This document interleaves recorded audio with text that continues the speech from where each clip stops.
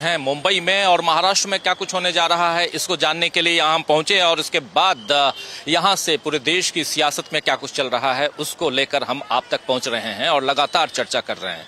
आप जानते हैं दोस्तों कि इस वक्त ऑन गोइंग इलेक्शन यानी कि लोकसभा का जो चुनाव चल रहा है उस चुनाव को लेकर सरगर्मियां तेज हैं और 4 चरणों के मतदान ऑलरेडी समाप्त हो चुके हैं। 5वां चरण अब है परसों सोमवार को और यहाँ इसी के साथ महाराष्ट्र का किस्सा जो है वो खत्म हो जाएगा, यानी महाराष्ट्र में 48 की 48 सीटों पे चुनाव खत्म हो जाएगा। लेकिन महाराष्ट्र से इतर अगर हम उधर उत्तर प्रदेश देखें तो उत्तर प्रदेश में अभी सूरत हाल जो है वो कुछ अलग तरह का दिखाई देता है और ऐसी स्थिति कहीं ना कहीं बिहार में भी दिखाई देती है और ऐसी स्थिति अगर देखें तो दिल्ली और हरियाणा में भी दिखाई देती है। आज दिल्ली में प्रधानमंत्री नरेंद्र मोदी, इस वक्त जब हम ये चर्चा कर रहे हैं तो प्रधानमंत्री नरेंद्र मोदी हैं, थोड़ी देर बाद दिल्ली में ही राहुल गांधी भी गरजेंगे और आज प्रधानमंत्री नरेंद्र मोदी उधर हरियाणा में भी थे, अंबाला में थे और उधर अखिलेश यादव उत्तर प्रदेश में अपनी बात अपने विचार रख रहे हैं और लगातार हम जानते हैं कि किस तरह से ये पूरा का पूरा चुनाव जो है किस दिशा में जा रहा है।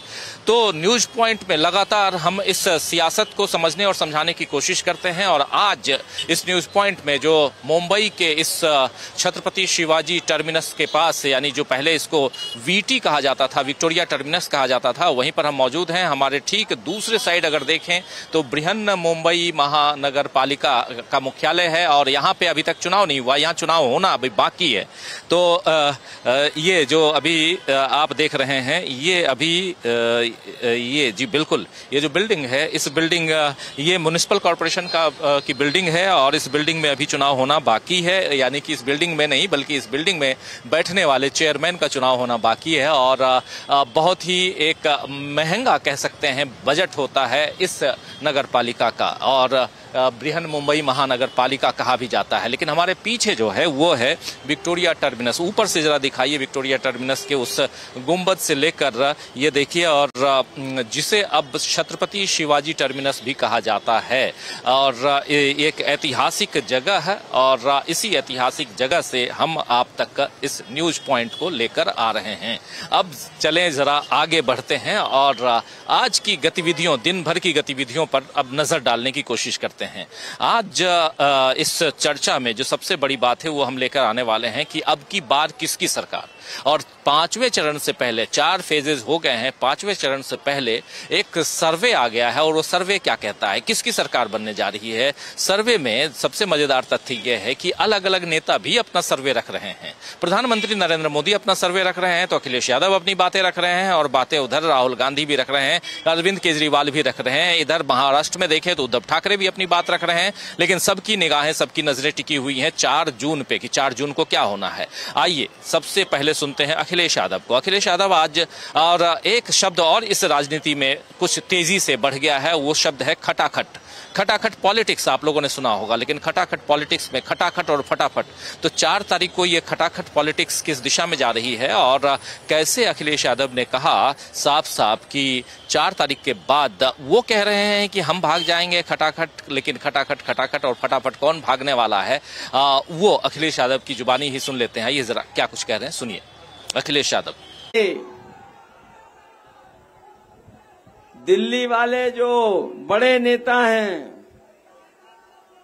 वो कुछ हम लोगों के लिए कह रहे थे कि हम लोग 4 जून के बाद कहीं और चले जाएंगे, खटाखट खटाखट खटाखट।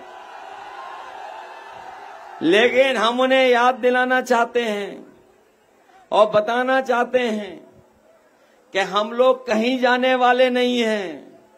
4 जून के बाद जो अच्छे ढूंढ रहे थे, अच्छे दिन तो नहीं आए, लेकिन बीजेपी जब हट जाएगी तो खुशियों के दिन लाने का काम हम लोग करेंगे। और जब खुशियों के दिन आएंगे तो इन बीजेपी वालों ने अपने मित्रों को कई सालों से एक एक कर करके विदेश भेजने का काम किया था। खटाखट खटाखट खटाखट, याद है कि नहीं याद है? एक एक कर करके उद्योगपतियों को विदेश भेजा, खटाखट खटाखट खटाखट।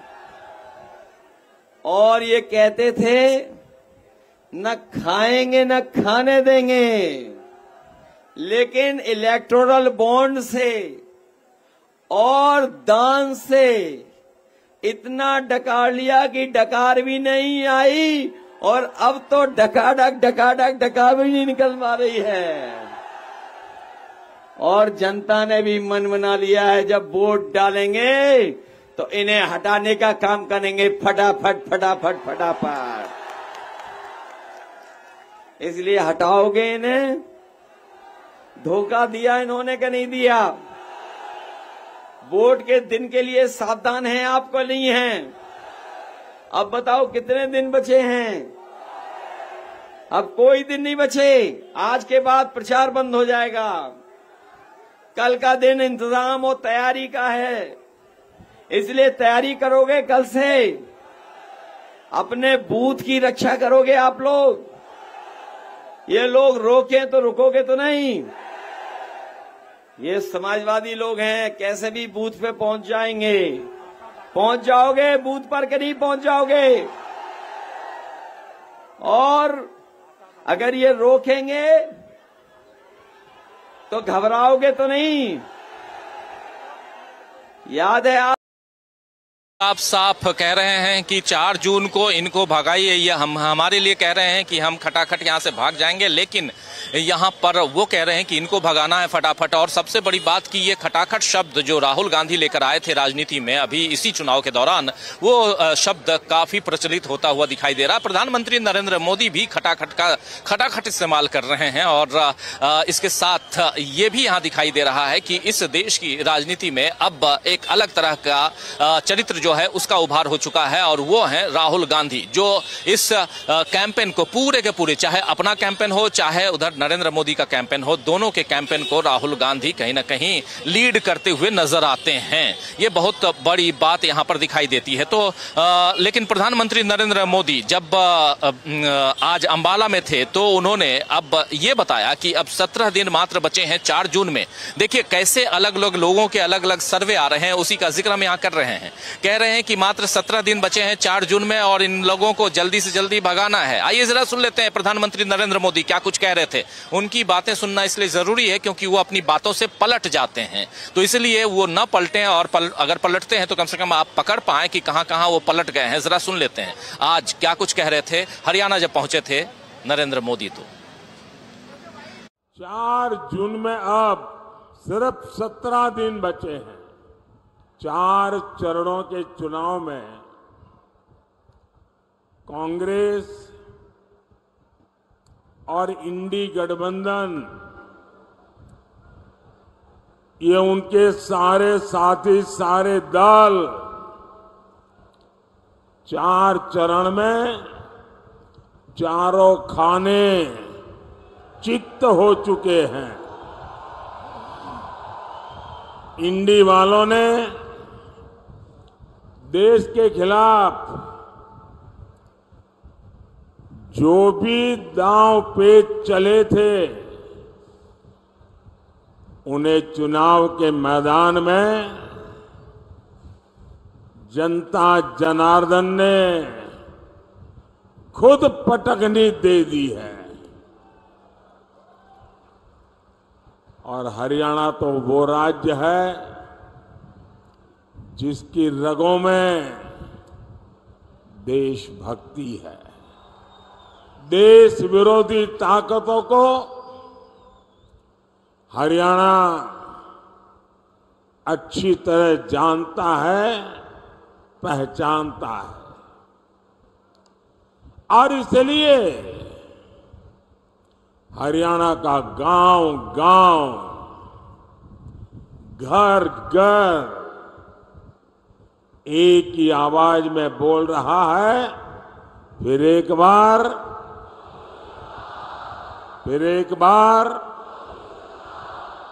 फिर एक बार हरियाणा की बात कर रहे हैं प्रधानमंत्री नरेंद्र मोदी, लेकिन आप जानते हैं कि हरियाणा का मामला तो फंसा हुआ है, और फंसा हुआ है तो क्या खटाखट यहाँ पर दूसरी तरफ वोट पड़ना है, ये भी देखना होगा। एक बहुत ही मजेदार यहाँ पर सीन दिखाई दे रहा है दोस्तों इस चुनाव में, और बहुत ही एक इंटरेस्टिंग ये चुनाव हो चुका है, जिसमें 4 फेजेज समाप्त हो गए हैं और 5वां फेज परसों उसके लिए पोलिंग होनी है। लेकिन उससे पहले तमाम नेता, तमाम दलों के जो अलग अलग वरिष्ठ नेता हैं, वो मतदाताओं को रिझाने की कोशिश में लगे हुए हैं। अभी आपने सुन लिया कैसे प्रधानमंत्री नरेंद्र मोदी हरियाणा में अपनी बात रख रहे थे और बता रहे हैं कि अब 4 जून में मात्र 17 दिन है। तो प्रधानमंत्री नरेंद्र मोदी का भी एक सर्वे है जो कहता है कि उन्हीं की सरकार आ रही है।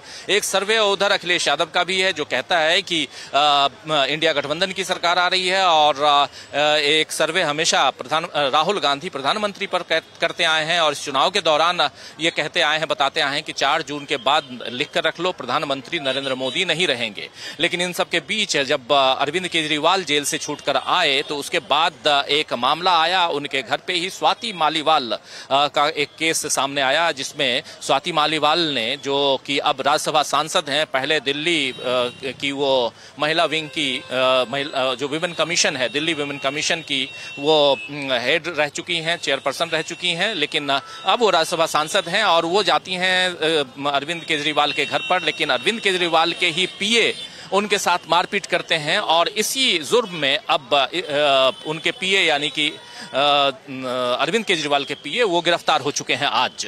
और इसके बाद एक प्रेस कॉन्फ्रेंस करते हैं, 2.5 मिनट की प्रेस कॉन्फ्रेंस, बहुत बड़ी प्रेस कॉन्फ्रेंस नहीं अरविंद केजरीवाल की।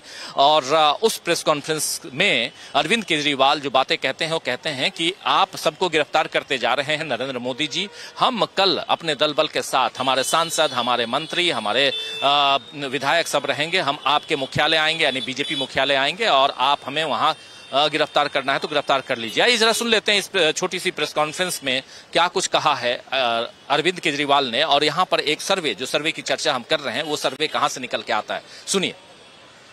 बात नहीं है फ्री बिजली करना, ये हमारा कसूर है। मैं प्रधानमंत्री जी को बोलना चाहता हूँ, प्रधानमंत्री जी आप ये जेल का खेल खेल रहे हो, कभी एक को जेल में डालते हो, कभी मनीष सिसोदिया को, कभी अरविंद केजरीवाल को, कभी संजय सिंह को। कल मैं 12 बजे अपने सभी बड़े नेताओं के साथ, एमएलएज, एमपीज, सबके साथ 12 बजे बीजेपी हेडक्वार्टर आ रहा हूं। जिसको आप जेल में डालना चाहते हो आप जेल में डाल लो, एक साथ जेल में डाल दो। आपको लगता है कि आप आम आदमी पार्टी के नेताओं को जेल में डाल के आम आदमी पार्टी को क्रश कर दोगे? ऐसे आम आदमी पार्टी क्रश नहीं होने वाली। आप एक बार डाल के देख लो। आम आदमी पार्टी एक विचार है जो पूरे देश के अंदर लोगों के दिल में चला गया है। जितने आप आम आदमी पार्टी के नेताओं को डालोगे जेल में, उससे 100 गुना नेता ये देश पैदा करेगा। कल 12 बजे मैं अपने सभी नेताओं के साथ बीजेपी हेडक्वार्टर आ रहा हूं। जिसको आपको जेल में डालना, आप जेल में डाल दो। मैं अपने सभी नेताओं के साथ बीजेपी मुख्यालय पहुंचूंगा, गिरफ्तार करना है तो गिरफ्तार कर लीजिए, ये कह रहे थे अरविंद केजरीवाल।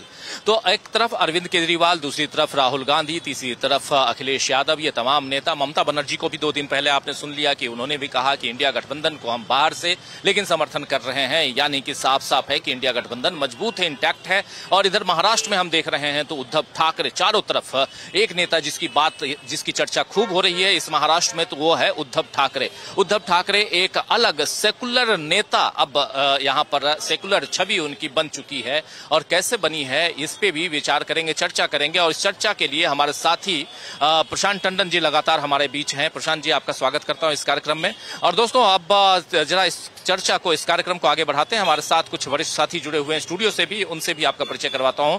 और देखिए हमारे साथ जरा स्क्रीन पर ले आइए हमारे तमाम साथियों को। और इसके साथ ही इस कार्यक्रम को हम आगे बढ़ाएंगे। हमारे साथ देखिए इस वक्त 2 वरिष्ठ साथी जुड़े हुए हैं। डॉक्टर दीपक पासपोर्ट जी हमारे साथ जुड़े हुए हैं और अमलिंदु उपाध्याय जी हमारे साथ जुड़े हुए हैं। थोड़ी देर बाद 2 साथी और जुड़ेंगे, उनसे भी आपका परिचय करवाऊंगा। सबसे पहले आना चाहता हूं प्रशांत टंडन जी के पास ही। और यहाँ पर इसके साथ साथ एक जो मैं बात कर रहा था प्रशांत जी की, एक सेकुलर छवि, एक अलग तरह के नेता के रूप में उद्धव ठाकरे यहाँ दिखाई दे रहे हैं। आज आप और हम धारावी और अलग अलग धोबी घाट तक गए थे हम लोग, और वो सब वीडियो हम कल रिलीज करेंगे जिसका जिक्र मैं कर रहा हूं।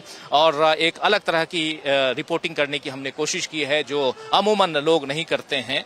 मॉल कल्चर से बाहर निकल के थोड़ा सा जो फुटपाथ कल्चर है उसको भी समझने की कोशिश, क्योंकि चुनाव का वक्त है और चुनाव के वक्त में फुटपाथ वाले लोग ज्यादा निकल के बाहर आते हैं, मॉल वाले तो नैनीताल मसूरी निकल जाते हैं। तो इसलिए ये समझूं आपसे कि कैसे ये छवि अलग अलग नेताओं की का जिक्र हम कर रहे हैं। अखिलेश यादव हैं, उधर प्रियंका गांधी हैं, राहुल गांधी हैं, सोनिया गांधी ने भी अब अपनी विरासत सौंप दी है, और ममता बनर्जी हैं, इन सबको हमने देखा, अरविंद केजरीवाल को हमने देखा। उद्धव ठाकरे को लेकर के खूब चर्चा हो रही है यहाँ पर, क्या कुछ कहेंगे? देखिए राजीव जी, महाराष्ट्र का चुनाव देश की जब जो भी सरकार बनेगी 2024 में 4 जून को, उसमें उसके बहुत महत्वपूर्ण योगदान होगा। और महाराष्ट्र का चुनाव बहुत रोचक हो चुका है, और उसमें एक बहुत खास बात जो निकल गई, इसकी चर्चा आप कर रहे हैं, उद्धव ठाकरे। देखिए, आप कितना भी पढ़ लें, वीडियो देख लें, लेकिन जब आप जमीन पर जाते हैं राजीव जी, तब आपको चुनाव समझ में आता है। आज जब हम लोग यहाँ आए और हम लोगों ने लोगों से जब मिलना शुरू किया, तब समझ में आया कि महाराष्ट्र में बेसिकली चुनाव में सिर्फ एक मुद्दा है। हम लोग बहुत कई मुद्दों की बात करते रहे, न्यूज़ पॉइंट में भी बात करते रहे। महाराष्ट्र का चुनाव उद्धव ठाकरे के इर्द गिर्द हो रहा है। तो आप किसी से पूछें, कुछ बात करें, उद्धव ठाकरे सेंटर स्टेज में है। पवार साहब भी उन्हीं को ज़्यादा जो है वो स्पेस दे रहे हैं, जो कि महाराष्ट्र की सबसे जिसको कहें कि कद्दावर नेता है महाराष्ट्र के। तो उद्धव ठाकरे सेंट्रल स्टेज पे हैं। उद्धव ठाकरे खुद मुद्दा है चुनाव का, और लोगों में नाराजगी है उनकी पार्टी को तोड़ने को लेकर।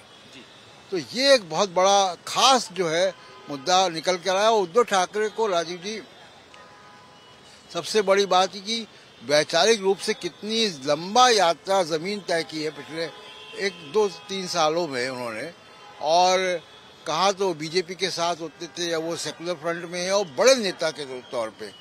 दूसरी एक बहुत महत्वपूर्ण बात राजीव जी ये है कि उद्धव ठाकरे की जो गवर्नेंस है, जो भी उन्होंने सरकार चलाई जितने दिन भी, उसका एक अलग छवि बनी है उद्धव ठाकरे की। और तीसरी सबसे बड़ी बात ये है कि बीजेपी यहाँ पे जो शिव सैनिक है, उसने कभी भी बीजेपी के खिलाफ प्रचार नहीं किया। यहाँ जो शिवसेना के इस बार कर रहा है, इस बार जो, हाँ उसी पे आ रहा हूँ, और शिवसेना के समर्थक उन्होंने कभी बीजेपी के खिलाफ वोट नहीं किया। इस चुनाव में ये दोनों बातें हो रही हैं, और बहुत जिसको कहें कि जमकर हो रही हैं। तो ये इस चुनाव की तब्दीली है। लेकिन चुनाव महाराष्ट्र का चुनाव राजीव जी उद्धव ठाकरे ही के इर्द गिर्द हो रहा है।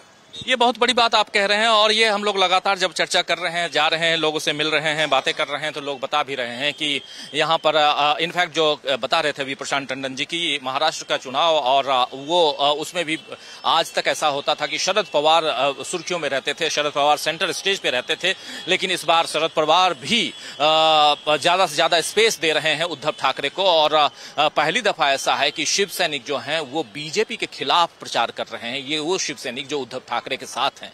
तो एक अलग तरह का माहौल है, और इसी को हम समझने के लिए यहाँ महाराष्ट्र आए हैं और जानने की कोशिश। इस वक्त दोस्तों हम लोग विक्टोरिया टर्मिनस, आप जानते हैं, जिसे अब छत्रपति शिवाजी टर्मिनस भी कहा जाता है, हमारे ठीक पीछे है, और हमारे ठीक सामने अभी आपने देखा था बृहन मुंबई महानगर पालिका है, और इसका चुनाव अभी तक नहीं हुआ है, उस चुनाव का भी इंतजार है। लोग कह रहे हैं कि हो सकता है कि इस साल के आखिर तक ये भी चुनाव हो जाए, और इसी साल के आखिर में आप जानते हैं कि महाराष्ट्र का विधानसभा चुनाव भी होना है। लेकिन उससे पहले जो एक चुनाव अभी हो रहा है, इस चुनाव पर हमारी निगाहें टिकी हुई हैं, और हम यहां से जानने की कोशिश कर रहे हैं कि आने वाले समय में किसकी बनने जा रही है सरकार, और सर्वे क्या कहते हैं। हमारे साथ हमारे एक और वरिष्ठ साथी जुड़ गए हैं, प्रोफेसर रविकांत जी। रविकांत जी, आपका स्वागत करता हूं इस कार्यक्रम में, और सीधा आपके पास ही आना चाहता हूं। हम तो मुंबई बैठे हैं, आप लेकिन उधर लखनऊ में हैं, और क्या कुछ चल रहा है? लखनऊ की हवा क्या कुछ कहती है? मुंबई से ज्यादा गर्म हो गई है या थोड़ी सी शांत पड़ी है।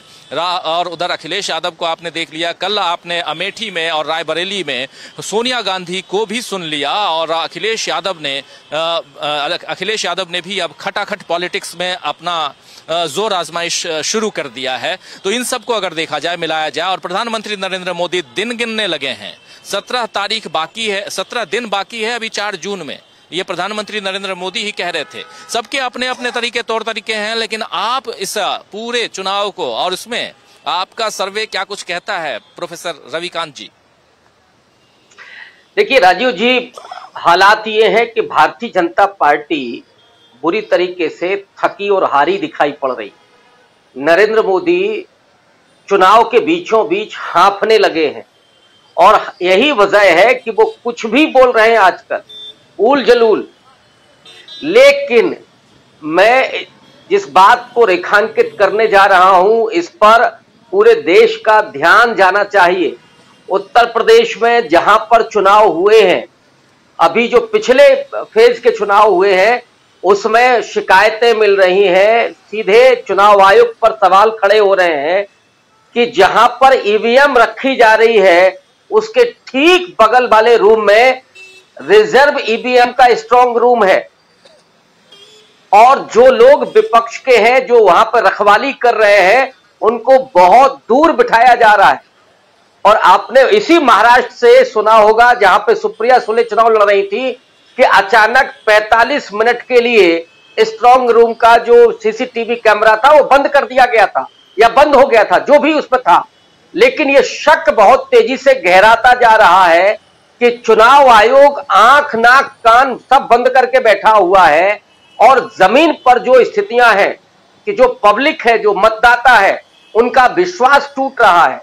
लोकतंत्र में सबसे मजबूत चीज होती है वो है मतदाताओं का विश्वास मजबूत होना। एक और खबर मैं अपने यहां से देने जा रहा हूं, जालौन की सीट पर माने जो चुनाव आयोग खेल कर रहा है, वहां पर उरई में 15 बीएलओ जो मुस्लिम समाज से आते थे, उनको हटा दिया गया है बिना किसी लिखित निर्देश के। ये सब चल क्या रहा है? ये बीजेपी की हताशा को दिखाता है और सीधे तौर पर हार उसे दिख रही है। लेकिन चुनाव आयोग की मिली भगत से जो खेल हो रहा है, ये कहीं इस देश के लोगों के और उत्तर प्रदेश के मतदाताओं के विश्वास को कहीं उलट न दे, इसकी चिंता बराबर बनी हुई है। इसलिए विपक्ष को इस बात को लेकर के ज्यादा संजीदा होना चाहिए। लोग तो भारतीय जनता पार्टी को उखाड़ फेंकने के लिए तैयार बैठे हैं। जिस तरह की उत्तर प्रदेश की परिस्थितियां हैं राजीव जी, मैं पहले भी कहता रहा हूं कि यहां बीजेपी मुश्किल से 30 सीटें जीत सकती है, इसके ऊपर की स्थिति उसकी नहीं है।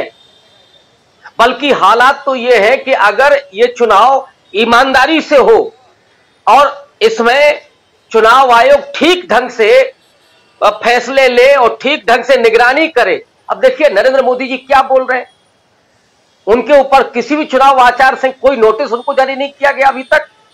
बावजूद इसके लोग उस सांप्रदायिक ध्रुवीकरण में नहीं फंस रहे। तो डर इस बात का है, आशंका इस बात की है कि कहीं ईवीएम को चेंज तो नहीं किया जा रहा है, रास्ते में कुछ खेल तो नहीं हो रहा है। ये लोग हमसे चर्चा कर रहे हैं और इसीलिए मैं डीवी लाइव के माध्यम से इस बात को चुनाव आयोग तक भी पहुंचाना चाहता हूं, देश के लोगों तक भी पहुंचाना चाहता हूं, विपक्ष तक भी पहुंचाना चाहता हूं कि अगर इस तरह की कोई भी गड़बड़ी की आशंका हो तो उसे दुरुस्त करने का वो प्रयास करें, क्योंकि लोगों का विश्वास सर्वोपरि है। रही बात उत्तर प्रदेश में, तो जिस तरह की सोशल इंजीनियरिंग अखिलेश यादव ने की है और राहुल गांधी की दोनों यात्राओं के बाद जो माहौल उत्तर प्रदेश में बना है, महंगाई और बेरोजगारी से जो लोग पीड़ित हैं, अग्निवीर बहुत बड़ा मुद्दा है नौजवानों के बीच में। मैं एक और खबर आपको बता दूं, 2 दिन पहले एक बड़े अखबार ने, मैं नाम नहीं लेना चाहता, फैजाबाद के आसपास 15 जो महाविद्यालय है वहां पर सर्वे एक किया और 15 महाविद्यालय के एक भी नौजवान ने नरेंद्र मोदी की प्रशंसा नहीं की, नरेंद्र मोदी का समर्थक नहीं था। तो नौजवानों में बेहद रोष है, गुस्सा है अग्निवीर की योजना को लेकर के, सरकारी नौकरियों को लेकर के, और आकर्षण है कांग्रेस पार्टी की तरफ।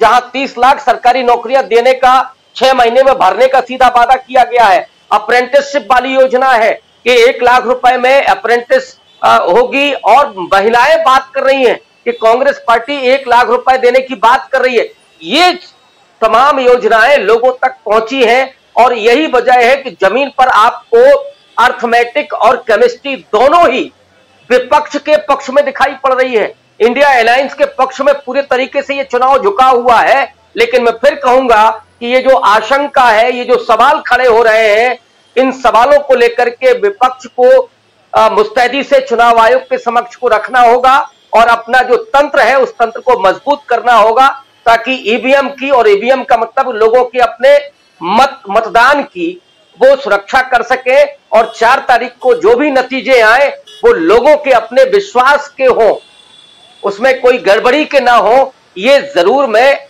आखिरी में कहना चाहता हूं। जी जी जी, बिल्कुल बिल्कुल। आप जो बातें रख रहे हैं बहुत महत्वपूर्ण बातें, और जालौन की जो घटना आप बता रहे हैं जहां 15 बीएलओ जो मुस्लिम समुदाय से हैं उनको हटाने की खबर आ रही है अगर, तो ये बहुत ही दुर्भाग्यपूर्ण है। और चुनाव आयोग लगातार सुर्खियों में बना हुआ है, लेकिन सुर्खियां जो हैं वो कहीं ना कहीं गड़बड़ियों की है। और आज ही अखबारों ने छापा है, और कल हमने देख लिया सुप्रीम कोर्ट ने भी पूछ दिया है कि आखिर आप सेम डे जो डाटा है वो क्यों नहीं दे रहे हैं, यानी कि पहले फेज का मतदान, दूसरे फेज का मतदान, और उसके बाद 11 दिनों तक इंतजार करना पड़ता है, फिर भी आप सिर्फ प्रतिशत में डाटा देते हैं, और पूरे डाटा आप क्यों नहीं देते हैं, और एक एक बूथ, एक एक जगह के जो डाटा है वो क्यों नहीं आपने उपलब्ध कराए। ये सारी बातें, इस पे सवाल पूछे गए हैं। एक याचिका लगाई गई है एडीआर की तरफ से, एसोसिएशन फॉर डेमोक्रेटिक रिफॉर्म्स, आप जानते हैं जो चुनाव सुधार के लिए लगातार काम करता आ रहा है, और इसने प्रशांत भूषण की तरफ से याचिका लगाई है, और इस याचिका पर अब सुनवाई 24 तारीख तक, चूंकि 24 तारीख को इस पर 24 तारीख तक का नोटिस का जवाब देने के लिए ईसीआई को भेजा गया है, लेकिन उसके बाद सुनवाई होगी। लेकिन आखिर ऐसी नौबत आ क्यों रही है, ये बहुत इंपॉर्टेंट है, इस पे चर्चा हम करेंगे। जिस तरफ इशारा कर रहे हैं हमारे साथी प्रोफेसर रविकांत जी, और चुनाव जनता लड़ रही है, ये सब लोग, हम लोग भी जनता के बीच जा रहे हैं, तो यही बात, यही खबर आ रही है। उस हिसाब से जनता का अगर सर्वे देखा जाए तो इस सर्वे में, या इस जनता के जो वोटर्स जो हैं उनके विचारों को देखा जाए तो उस आधार पर यह कह सकते हैं कि इस चुनाव में बीजेपी या एनडीए पिछड़ता हुआ नजर आ रहा है। लेकिन क्या ऐसा ही रिजल्ट आएगा, इस पर सबको शक, शंका, आशंका क्यों बना हुआ है, ये एक गंभीर सवाल है। आना चाहता हूं जल्दी से डॉक्टर दीपक पाचपोर जी आपके पास। मुंबई को, महाराष्ट्र को, इन सबको बहुत अच्छी तरह से आप जानते हैं। चुनाव यहां खत्म हो जाएगा अभी 20 तारीख को, लेकिन उससे पहले आपका नजरिया, और चुनाव आयोग जो कर रहा है, याद करे ना करे, लेकिन उस पर गंभीर सवाल उठाए जा रहे हैं, इसको लेकर भी बहुत सारे विमर्श होने चाहिए। आपका क्या कहना है डॉक्टर दीपक पाचपोर जी? देखिए, आप जिस जगह पर खड़े हो बहुत ही ऐतिहासिक जगह है। आपके पीछे जो आपने बताया विक्टोरिया टर्मिनस का जो स्टेशन है, ये वही जगह है जहां पर आज से लगभग 171 साल पहले भारत की पहली ट्रेन चली थी। उसने 34 किलोमीटर का फासला तय किया था ठाणे तक का। इसका नाम पहले विक्टोरिया टर्मिनस था, लेकिन इसका नाम बाद में कर दिया गया छत्रपति शिवाजी टर्मिनस। ये बम्बई एक ऐसा शहर है, या मुंबई कहे, कि जहाँ पर यहाँ के हवाई अड्डे का नाम भी जो है वो शिवाजी इंटरनेशनल एयरपोर्ट है। यहाँ का जो सबसे बड़ा जो घोष वाक्य है, जिससे हर महाराष्ट्रियन आदमी जो एकदम चैतन्य हो जाता है, एकदम उस पर स्फूर्ति आ जाती है, ताकत आ जाती है, वो नाम है शिवाजी का। और बाल ठाकरे की जो सारी की सारी जो राजनीति थी, जो ताकत थी, वो इसी शिवाजी के नाम पर चलती रही। उन्होंने अपनी पार्टी का नाम भी जो है वो शिवसेना ही रखा था। इसी बात को लेकर आप देखिए 3-4 दिन पहले जब बम्बई में थे मोदी जी ने भी उन्हें बाल ठाकरे को भुनाने की कोशिश की थी। उन्होंने ये कहा था कि अगर बाल ठाकरे जीवित होते तो आज वो इससे दुखी होते, क्योंकि इस समय जो उद्धव ठाकरे वाले जो शिवसेना है, उन्होंने राम मंदिर में आने से इनकार कर दिया, जबकि बाल ठाकरे का सपना था कि एक भव्य राम मंदिर बनना चाहिए। लेकिन अब लोग जो हैं वो भारतीय जनता पार्टी के झांसे में आने से इसलिए नहीं अब आ रहे हैं, क्योंकि उन्होंने ये देखा है कि शिवाजी या बाल ठाकरे का नाम तो बहुत सम्मान से लेते हैं मोदी जी, लेकिन उसके पीछे जो है वो राजनीति है। असली शिवसेना जो है वो लोग जान चुके हैं कि वो है उद्धव ठाकरे के पास है। तो इस प्रकार से आप देखिए ये जो चुनाव होने जा रहा है राजू जी, महाराष्ट्र की अगर मैं बात करूं तो सबसे बड़ा ये चुनाव जो है वो महाराष्ट्र की अस्मिता के नाम पे लड़ा जाएगा। भारत में बहुत सारे ऐसे प्रांत हैं, जैसे हमने कर्नाटक का विधानसभा का चुनाव देखा, कन्नड़ अस्मिता पे लड़ा गया। बहुत सारे राज्य हैं, हर राज्य की अपनी अस्मिता होती है, उनका अपना गर्व का निश्चित रूप से एक विषय होता है। लेकिन महाराष्ट्र की जो अस्मिता है वो थोड़ी सी अलग इसकी है कि वो थोड़ी उग्र है, वो अपनी बात को बहुत आक्रामक ढंग से कहते हैं। इसलिए जब उन्होंने देखा कि उद्धव ठाकरे जो है अपने बाल ठाकरे के असली वारिस हैं, उनके ही पास असली पार्टी है, लेकिन उसको उन्होंने तोड़ दिया मोदी जी ने, उसके भारतीय जनता पार्टी ने। तो ये जो नाराजगी है, तो वहां पर दो अस्मिताएं इस समय काम कर रही है, जो बहुत जबरदस्त भारतीय जनता पार्टी के लिए समस्या का विषय है। वो है, एक तरफ तो है शिवाजी के नाम पे लड़ने वाली शिवसेना, और दूसरी तरफ बाल ठाकरे यहाँ पे, और दूसरी जो है वहां पे मराठा अस्मिता की भी बात आ गई है, क्योंकि शरद पवार जो है वो सबसे कद्दावर नेता मराठा नेताओं में माने जाते हैं। ये दोनों मिलके आप देखिए कि पूरे भारत में यही एक राज्य ऐसा है जहां पर दोनों प्रमुख दलों को तोड़ा गया है, और एक एक धड़ा जो है वो बीजेपी के पास है, एक धड़ा कांग्रेस के साथ है। तो इस प्रकार से वहां पर समस्या जो सबसे बड़ी जो भारतीय जनता पार्टी के सामने आ रही है कि वो जो मराठा अस्मिता है और महाराष्ट्र की अस्मिता है, उससे कैसे लड़ा जाए। दूसरी बात, मोदी जी जो है किस कदर उन्होंने, आप समझिए कि निर्वाचन आयोग को एक तरह से परे कर दिया है, और निर्वाचन आयोग कुछ भी उनकी बात सुनने को मतलब उस पर कोई ध्यान ही नहीं दे रहा है। मोदी जी ने कल एक भाषण में ये कहा कि कांग्रेस वो पार्टी है जो राम मंदिर को बम से उड़ा देना चाहती है। मैं कहता हूं कि निर्वाचन आयोग कहाँ है, कब कांग्रेस ने ऐसा कहा कि राम मंदिर को बम से उड़ा दिया जाएगा। कुल जमा इस समय जो है एक प्रकार से लोग जान गए हैं, और सबसे बड़ी समस्या अब यह है कि निर्वाचन आयोग जो है वो कुछ दखलंदाजी करे या न करे, लेकिन लोग जान गए हैं कि सरकार में भारतीय जनता पार्टी जो है लगातार कमजोर हो रही है, इसलिए इस प्रकार की वो बातें कर रही है। यह आपके पीछे विक्टोरिया टर्मिनस की एक बात और कहूंगा कि उत्तर भारत से आने वाले और बिहार से आने वाले सबसे ज्यादा प्रवासी मजदूर अगर कहीं उतरते हैं तो इसी सेंट्रल लाइन पर उतरते हैं। तो इस प्रकार से आपके आसपास सारा आपने दिखाया महानगर पालिका का कार्यालय है, दूसरा आजाद मैदान है, पूरा का पूरा जो सर्वहारा आंदोलन जितने हुए हैं अपने पूरे महाराष्ट्र में, उसका केंद्र जो है वो आजाद मैदान रहा है। मुझे अब ऐसा लगता है कि वहां पर जो आम जनता है, आप आम जनता के बीच जा रहे हैं, निश्चित रूप से लोग जो है उद्धव ठाकरे के अलावा किसी को नहीं दे रहे हैं, लेकिन असली बात जो सबसे महत्वपूर्ण बात जो है वहां पर अखिलेश ने कही कि आपको अपने ईवीएम की रखवाली अच्छे से करनी है, आपको सतर्क रहना है। अब आप जो सर्वे कर रहे हैं और जो बहुत सारे सर्वे आ रहे हैं, वो सर्वे साफ बता रहे हैं कि लोगों का रुझान, लोगों का झुकाव जो है वो भारतीय जनता पार्टी के खिलाफ जा रहा है, और इंडिया गठबंधन जो है इस 5वें चरण में और भी मजबूत होकर उतरेगा। और ऐसा अपना अंदाज है राजू जी कि आगे आने वाले समय में भारतीय जनता पार्टी लगातार कमजोर होती जा रही है। 4 जून को जो कह रहे हैं कि बाकी इन लोग भाग जाएंगे, तो ऐसा कुछ नहीं होने जा रहा है। ये सबका देश है, हारने वाला भी यही रहेगा, जीतने वाला भी यही रहेगा, और लोकतंत्र के लिए और तानाशाही के खिलाफ जो है लड़ाई इस देश का एक एक आदमी लड़ेगा। मोदी जी को ये बात समझ लेनी चाहिए, इस प्रकार की अनर्गल बात करने का कोई मतलब नहीं है। हम सब यहीं रहेंगे, और अगर लोकतंत्र स्थापित होता है तो अच्छी बात है, तानाशाही वापस आती है तो हम सब उसके साथ लड़ेंगे और करोड़ों लोग लड़ेंगे। राजीव जी। बिल्कुल बिल्कुल बिल्कुल आप सही कह रहे हैं। और हम इस वक्त आप जानते हैं कि जैसा डॉक्टर दीपक पासपोर जी बता भी रहे थे, विक्टोरिया टर्मिनस मुंबई का सेंट्रल लाइन, और यहाँ उत्तर प्रदेश और बिहार से आने वाले हजारों मजदूर जो हैं रोज उतरते हैं। और न सिर्फ मजदूर बल्कि वहाँ के जो लोग हैं यहाँ जिनको महाराष्ट्र में, मुंबई में जिनको काम रहता है, वो आते हैं। और यहाँ पर अगर आप देखें महाराष्ट्र में तो हर तरह के मेट्रोपॉलिटन सिटी मुंबई और छोटा मोटा नहीं, एक बहुत अलग अलग जगह के, चाहे वो साउथ के लोग हों चाहे नॉर्थ के लोग हों, सभी यहाँ मिल जाएंगे। और यहाँ एक मिनी भारत भी कह सकते हैं। और इससे समझा जा सकता है कि देश का मूड क्या है। उसी देश के मूड को हम यहाँ भांपने की कोशिश कर रहे हैं पिछले 2 दिनों से, और उसी में सबके अपने विचारों को भी हम रख रहे हैं। प्रधानमंत्री नरेंद्र मोदी भी अब दिन गिन रहे हैं, कह रहे हैं कि मात्र 17 दिन अब और बचे हैं 4 जून में। उधर कह रहे हैं अखिलेश यादव, अभी आपने सुन लिया कि फटाफट इनको हटाना है 4 जून से पहले, लेकिन ईवीएम की रक्षा करने की बात भी हो रही है। हमारे साथ जुड़ गए हैं वरिष्ठ पत्रकार श्रवण गर्ग साहब। गर्ग साहब, आपका स्वागत करता हूं सीधे मुंबई से, और आपके पास ही आना चाहता हूं। और आज हम चर्चा कर रहे हैं इस न्यूज पॉइंट में सर्वे की चर्चा। सर्वे हमारा आपका, चाहे राजनेताओं का, सबके विचारों का, और यहाँ पर कोई अंक गणित वाला सर्वे नहीं, बल्कि ये जो सर्वे है ये केमिस्ट्री का सर्वे हम कर रहे हैं। यानी कि राजनीति में जो रसायन शास्त्र है वो किस दिशा में हमें ले जाते हुए दिखाई दे रहा है। और प्रधानमंत्री नरेंद्र मोदी से लेकर राहुल गांधी तक, प्रियंका गांधी, तमाम नेता अपने अपने विचार रख रहे हैं।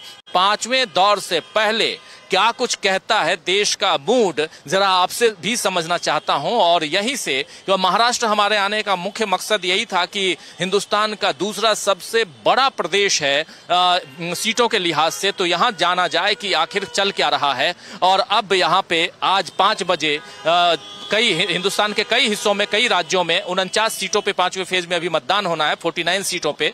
तो कई राज्यों में जो है वो चुनाव का प्रचार खत्म हो चुका है। लेकिन ये समझूं आपके जरिए कि अब 5वां फेज आते आते देश का मूड क्या जैसे पहले फेज में था उससे इतर बदला हुआ दिख रहा है, या उसी दिशा में जाता हुआ जिसके बारे में आप लगातार कई बार इसी मंच से चर्चा कर चुके हैं? गर्ग साहब, देखिए राजीव जी, ये इस चुनाव में प्रधानमंत्री जी देश के मूड को अपने मूड में बदलना चाहते हैं। देश का मूड तो प्रधानमंत्री जी को पता है और हम सबको भी पता है। प्रधानमंत्री जी के पूरे व्यक्तित्व में, पूरी बॉडी में कहीं से आपको ये नहीं नजर आएगा कि वो देश के मूड की बात कर रहे हैं या देश के मूड की उनको कोई परवाह है। वो अपने तरीके से इस चुनाव को ले जाना चाहते हैं, और उन्होंने जो उनका कॉन्फिडेंस लेवल है कि भाई वो किन नतीजों को चाहते हैं, उसमें कोई संशोधन नहीं किया है। आप कह रहे हैं शायद कि वो भी मानते होंगे कि या देख रहे होंगे कि कब खत्म हो रहा है, वो ठीक है। प्रधानमंत्री जी के लिए मेरे ख्याल से चुनाव, अब हकीकत में चुनाव 4 जून के बाद शुरू होने वाला है, क्योंकि इस चुनाव के नतीजों को भारतीय जनता पार्टी ने जिस तरह से डील किया है या पूरे इलेक्शन को डील किया है, नतीजों को पूरा इररिलेवेंट कर दिया है। आप देख रहे हैं कि कुल कितना मतदान हुआ, उसको लेकर इलेक्शन कमीशन का क्या रवैया रहा। मैंने शायद देख रहा था, मैं उस खबर को देख रहा था कि सुप्रीम कोर्ट ने शायद पूछताछ की है कि जो डाटा है उसको अपलोड क्यों नहीं किया जा रहा है पूरे इलेक्शन के मतदान को। पूरी की पूरी भारतीय जनता पार्टी अपनी इस बात पर अड़ी हुई है कि वो जो उन्होंने कहा है कि 400 सीटें, 370 सीटें, उसको सिद्ध करने में लगी हुई है। इस देश के चुनाव का मूड बिल्कुल साफ है, जो सड़कों पर नज़र आ रहा है, महाराष्ट्र में नज़र आ रहा है। महाराष्ट्र की बाकी जो 13 सीटें हैं जहां आप हैं, बहुत ही महत्वपूर्ण इलाका है। मुंबई की 6 सीटें हैं, फिर बाद में पालघर है, कल्याण है, थाने हैं, धुले है, डिंडोरी है, नासिक है, भिवंडी है। ये बहुत पॉलिटिकली या कम्युनली सरचार्ज इलाके हैं, मतलब पालघर का कहें या भिवंडी का कहें, ये तमाम इलाके ऐसे हैं जहां से कम्युनल पोलराइजेशन की बहुत सारी खबरें सबसे ज़्यादा मिलती रही हैं। और मुंबई भी, जिसको आप माने कि जैसे थाने का इलाका है या ये इलाके हैं कि जो शिंदे जी की शिवसेना है उसने किस तरह से उसको पोलराइज किया हुआ है। तो ये जो चुनाव है, मोदी जी अभी भी, आज का भी उनका भाषण आप देखें या लगातार भाषण देखें, तो उसको वो कम्युनल लाइंस पर ही ले जा रहे हैं। उन्होंने अपने हिंदू मुस्लिम वाले नैरेटिव को डाइल्यूट नहीं किया, बल्कि और ज़्यादा उसको पुख्ता कर रहे हैं। तो इसलिए मैं इस चुनाव के नतीजों को लेकर कोई बहुत ज़्यादा कॉन्फिडेंट नहीं हूँ राजीव जी, जैसा मैं कॉन्फिडेंट था पहले। ये मान के चल रहा था कि बहुत ही फ्री एंड फेयर इलेक्शन हो रहा है, जिसमें नतीजों का सम्मान किया जाएगा, जनता की वर्डिक्ट का सम्मान होगा, पोलिंग परसेंटेज का सम्मान होगा, विपक्ष का सम्मान होगा। वो थोड़ा सा जो कॉन्फिडेंस है वो शेक कर रहा है, और उसको शेक करने का जो बुनियादी कारण है वो ये कि ये जो हुकूमत है वो जाना नहीं चाहती है और जनता उनको भेजना चाहती है। तो ये एक वो संघर्ष है जिसको कहते हैं कि ट्रांजिशन, जिसको कहते हैं ट्रांसफर ऑफ पावर, जिसको कहते हैं, उस ट्रांजिशन का ये जो फेज है ये बहुत खतरनाक फेज है। और ये जो ट्रांसफर है वो कितना, मतलब जो ताज़ा आंकड़े हैं वो तो ये बताते हैं कि एनडीए को या बीजेपी को बहुमत नहीं मिल रहा है। पर अगर भारतीय जनता पार्टी या एनडीए इस बात पर तय दृढ़ है कि उनको बहुमत मिलना ही चाहिए, ये बहुमत मिल रहा है, तो पूरे चुनाव की क्या सैंक्टिटी रहने वाली है, क्या उसकी विश्वसनीयता कायम रहने वाली है। या आप जो इतनी मेहनत कर रहे हैं, या प्रशांत जी आपके साथ खड़े हुए हैं, आप जो चीज़ बता रहे हैं वो जो हो रहा है वो बता रहे हैं, और जो हमारे शासक हैं जो सिद्ध करना चाहते हैं वो ये सिद्ध करना चाहते हैं कि जो नहीं हो रहा है उसको सिद्ध करना चाहते हैं। एक बड़ा कॉन्ट्राडिक्शन है। तो ऐसे समय जो पांचवा फेज है वो तो इम्पोर्टेंट है ही, जितनी सीटें हैं, जितने राज्य हैं, वो काफ़ी इम्पोर्टेंट है। मतलब 49 सीटें हैं पांचवें फेज में। पर अगर आप पूरे इलेक्शन को देखें कि 163 सीटें बची है, बस 380 सीटें हो चुकी हैं 4 फेजेज में, तो इलेक्शन का जो बेसिक रिजल्ट है वो तो आ चुका है। मतलब ये जिसको कहते हैं ना कि जो बटर, अब ज़्यादा बटर किस स्लाइस पे लगना है, उस तरह का मामला है।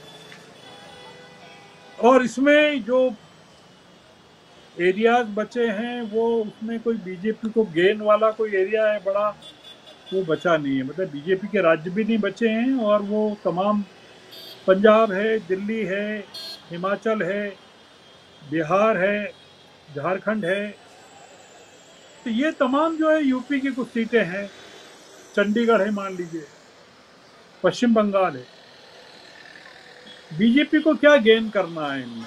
तो वो बीजेपी का गेन का पीरियड तो खत्म हो गया। सवाल ये कि बीजेपी अब इन इलाकों में विपक्ष को गेन करने देती है कि नहीं देती है लेजिटिमेटली, मतलब ये मुद्दा है।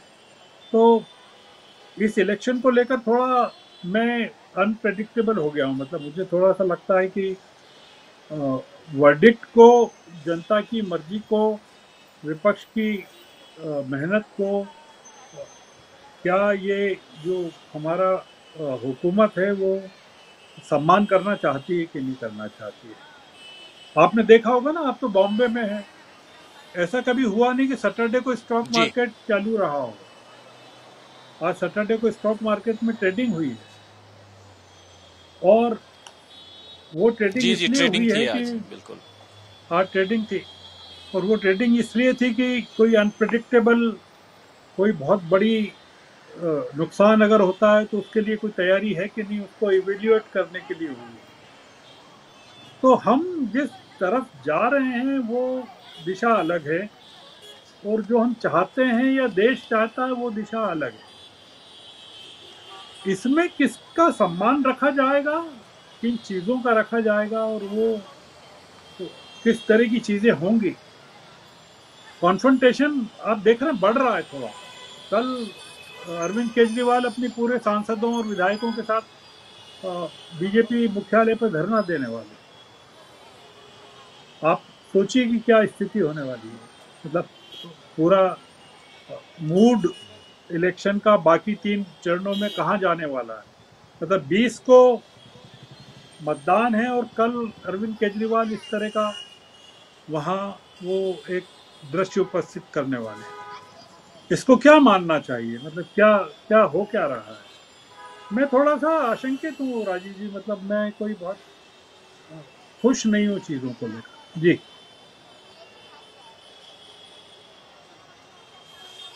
जी आपका कोई जी सवाल हो तो आप पूछ बिल्कुल सकते हैं। जी गर्ग साहब, बिल्कुल आता हूं, दोबारा आपके पास आता हूं, लेकिन उससे पहले एक सवाल जरूर आपसे पूछना चाहूंगा। सवाल ये कि जब अब 5 फेजेज, 5वां फेज सामने है और सबके अपने अपने सर्वे, अपने विचार बना चुके हैं, लेकिन जैसे हम लोग भी घूम रहे हैं तो ये मैक्सिमम लोग यही कह रहे हैं कि ये चुनाव जनता लड़ रही है और जो एक आशंका बनी हुई है वो लोगों के, जैसे जिस आशंका की की तरफ इशारा आप कर रहे हैं वही सबके मन में है भी, इलेक्शन कमीशन को लेकर। क्या अगर यहां से अगर इलेक्शन कमीशन पर कोई नकेल कसी जाए अब सुप्रीम कोर्ट की तरफ से या कुछ और हो, तब क्या कुछ और देखते हैं आप, या ये दिखता है कि नहीं यहां से जो कुछ होना था ये 300 लगभग 380 सीटों में हो चुका है? आप कह भी रहे थे अभी कि रिजल्ट तो ऑलरेडी वहां पैक हो चुका है, लेकिन अगर सुप्रीम कोर्ट की तरफ से कोई डायरेक्टिव हो, कोई आदेश हो और इलेक्शन कमीशन को लेकर के, क्योंकि सबकी निगाहें उधर ही टिकी रहती हैं, जरा इलेक्शन कमीशन के रोल पे आपसे मैं बात करना चाह रहा था, जरा इसको बताइए, क्योंकि यहाँ हो यही रहा है कि सब अपने अपने विचार तो रख रहे हैं, लेकिन एक संभावना जो है और ऐसा नहीं हो सकता है वो बताने की कोशिश के साथ साथ इलेक्शन कमीशन की तरफ जाते हुए दिखाई देते हैं। क्या है आपका इस पे विचार? मेरा ऐसा मानना है कि सुप्रीम कोर्ट चाहे तो इस पूरे इलेक्शन को, पूरे लोकतंत्र को, पूरी डेमोक्रेसी को, सब कुछ चीज़ों को वो मतलब एक नई दिशा दे सकता है। मतलब वो लोगों के मन में अगर कोई संदेह है तो उस संदेह को सुप्रीम कोर्ट चाहे तो उस पर पूरा का पूरा विराम लगा सकता है। सुप्रीम कोर्ट की भूमिका इस समय सबसे महत्वपूर्ण हो गई है राजीव जी। ईवीएम को लेकर सुनवाई के दौरान पूरी की पूरी उम्मीद सुप्रीम कोर्ट पर थी कि जो वीवीपैट की पर्चियां हैं उसको गिनने का जो मांग थी कि उनको भी गिना जाए, अलग बक्से में डाला जाए या दिया जाए, जो वोट डाल रहे हैं उनको दिया जाए, या तमाम चीज़ें जो मांग की गई थी वो सारी की सारी खारिज कर दी गई। और आपने देखा कि जो सुप्रीम कोर्ट ने जो वर्डिक्ट दी थी ईवीएम को लेकर, उसका प्रधानमंत्री जी ने स्वागत किया था। अब अगर चाहे जी सुप्रीम कोर्ट की बेंच चाहे तो इस पर बहुत बड़ा निर्णय ले सकती है। मतलब वो पूरा के पूरे, क्योंकि जो सुप्रीम कोर्ट ने वीवीपैट का जो फैसला दिया था वो तीसरे फेज के लगभग, तीसरा फेज हो गया था उस समय, और केवल एक फेज और हुआ है, और अब जो है 3 फेज और बाकी है। तो मेरा ऐसा मानना है कि सुप्रीम कोर्ट अगर अभी भी कल भी अगर कोई इस मामले में इंटरवीन कर दे तो ये जो 163 सीटें हैं इनके पूरे के पूरे भविष्य को लेकर या इनको लेकर अगर कोई नागरिकों के मन में या मतदाताओं के मन में कोई भी किसी प्रकार का संदेह होता है। देखिए, मैं एक चीज़ ये कहना चाहता हूँ राजीव जी, आपके चैनल के माध्यम से कहना चाहता हूँ कि अगर ये वर्डिक्ट लोगों की मर्जी के खिलाफ नहीं आई 4 जून को, तो इसका बहुत सारा जो नाराजगी है या लोगों का जो असंतोष है या उनका जो दुख है वो सुप्रीम कोर्ट को बर्दाश्त करना पड़ेगा। इलेक्शन कमीशन से ज़्यादा सुप्रीम कोर्ट को बर्दाश्त करना पड़ेगा। मतलब इलेक्शन कमीशन के प्रति तो नागरिकों की जो राय है, नागरिकों का जो यकीन है वो काफ़ी हिल चुका है।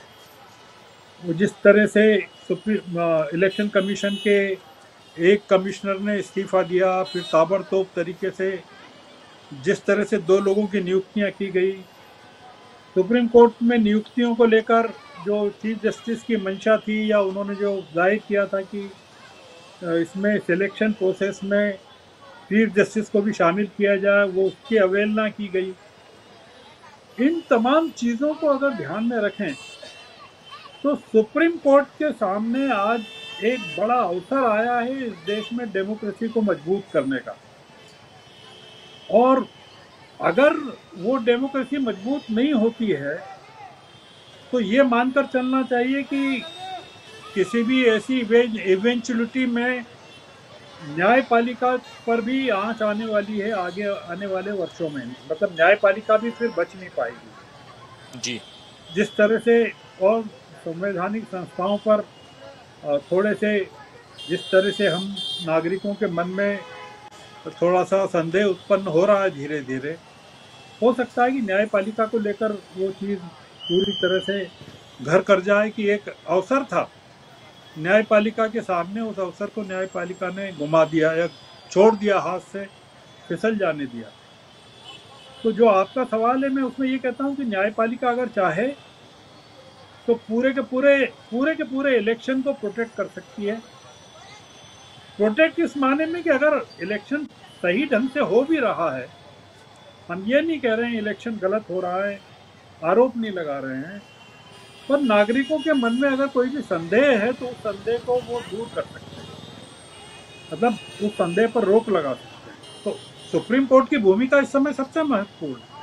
सबसे मेरा ऐसा मानना है कि सुप्रीम कोर्ट ही सर्वोपरि है इस समय पूरे के पूरे मामले में, जो इस इलेक्शन की पवित्रता को कायम रख सकते हैं। जी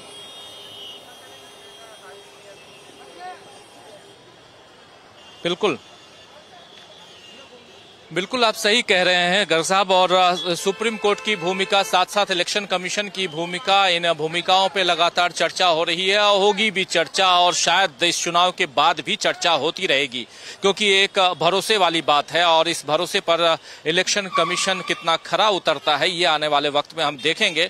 लेकिन अभी जैसे 4 चरणों के मतदान के बाद लगभग 1 करोड़ 10 लाख से ज्यादा वोट अगर बढ़ा दिए गए हैं, और वो कैसे बढ़े हैं, न कहें हम बढ़ा दिए गए, लेकिन कैसे बढ़ गए, ये भी एक बड़ा वहां पर सवाल जो है, सवालिया निशान खड़ा करता है। लेकिन साथ साथ यहाँ ये भी समझें, जानने की कोशिश हम करें कि और खासकर अमलेंदु जी से समझें कि क्या यहाँ पर परिस्थितियां कुछ बदली सी। राहुल गांधी अभी आ चुके हैं दिल्ली में, उनकी सभा हो रही है। जरा सीधे अमलेंदु जी आपके पास आऊं। राहुल गांधी दिल्ली में पहली बार इस चुनाव में सभा को संबोधित कर रहे हैं, जरा सुन लेते हैं क्या कुछ राहुल गांधी कह रहे हैं। उसके बाद सीधे मुंबई से हम चर्चा को आगे बढ़ाएंगे, लेकिन पहले सुनते हैं राहुल गांधी क्या रहे हैं, सुनिए।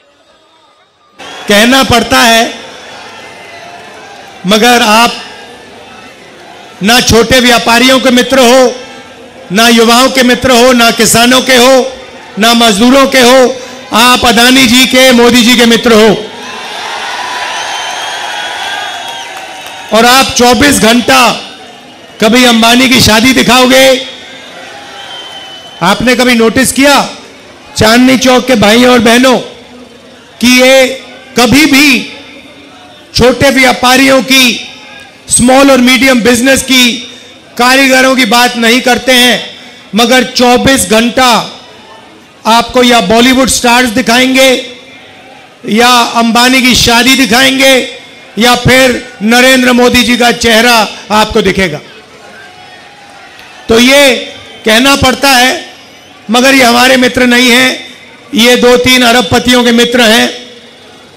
खैर, इनकी गलती नहीं है, ये जो स्ट्रिंगर्स हैं, कैमरामैन हैं, ये इलेक्शन में वोट इंडिया अलायंस को देंगे, देख लेना।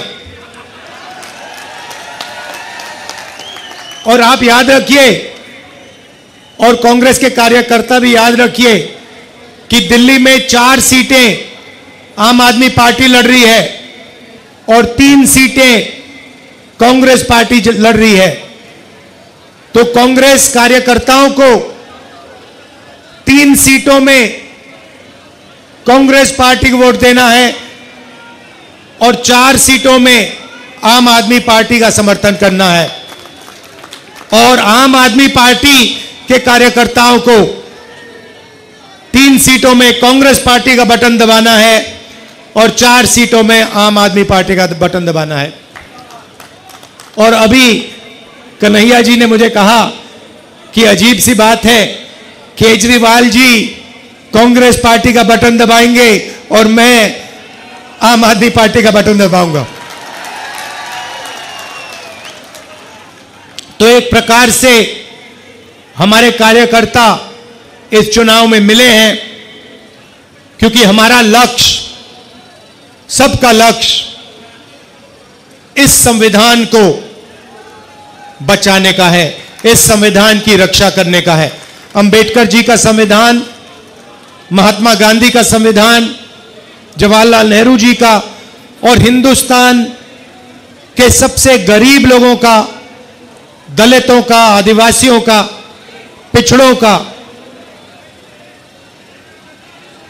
भाइयों और बहनों, देखिए, अगर यह चला गया जो बीजेपी चाहती है, नरेंद्र मोदी जी चाहते हैं, उनके नेताओं ने, बड़े बड़े नेताओं ने खुलकर टीवी पे कहा है कि अगर हमें मौका मिलेगा तो इस संविधान को हम फाड़ के फेंक देंगे।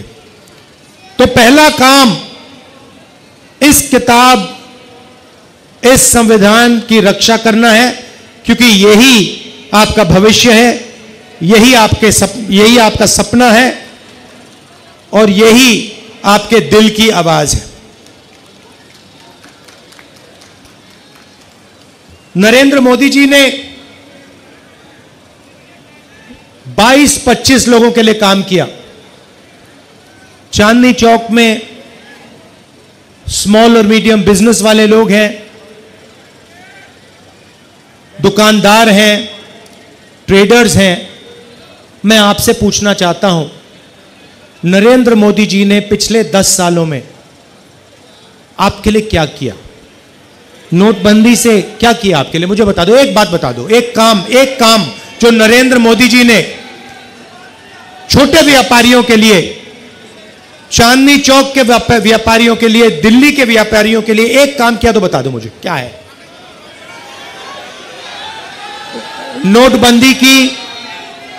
नोटबंदी की, उससे आपको नुकसान हुआ, आपका कैश फ्लो खत्म हुआ और हजारों बिजनेस बंद हो गए। गलत जीएसटी लागू की, 5 अलग अलग टैक्स, 28% तक टैक्स, और टैक्स में भ्रष्टाचार, एक्सटॉर्शन बढ़ाया बीजेपी ने। तो मैं आपसे पूछना चाहता हूं, मुझे आप बताओ, कौन सा काम नरेंद्र मोदी ने आपके लिए किया हो? अब भाइयों और बहनों, छोटे व्यापारियों का उन्होंने 1 रुपया माफ नहीं किया, किसानों का 1 रुपया माफ नहीं किया, मजदूरों को 1 रुपया नहीं दिया, मगर अदानी का, अंबानी का, ऐसे बड़े बड़े अरबपतियों का 16 लाख करोड़ रुपया इन्होंने कर्जा माफ किया है। आप सोचिए, 16 लाख करोड़ रुपया, मतलब 24 साल का मनरेगा का पैसा, या जितना हमने किसानों का कर्जा माफ किया था, अगर आप उसको 24 बार करो, उतना पैसा नरेंद्र मोदी जी ने अदानी और अंबानी जैसे अरबपतियों को दिया है। रेलवेज को प्राइवेटाइज कर रहे हैं, सारी पब्लिक सेक्टर यूनिट्स को एक के बाद एक प्राइवेटाइज कर रहे हैं। यहां पे लाल किले को, जो नेशनलिज्म का प्रतीक है, सिंबल है, देशभक्ति का सिंबल है, उसे प्राइवेटाइज कर दिया, उसका ठेका किसी को दे दिया है। तो पूरा का पूरा काम 22-25 लोगों के लिए हो रहा है। इंटरव्यू में नरेंद्र मोदी के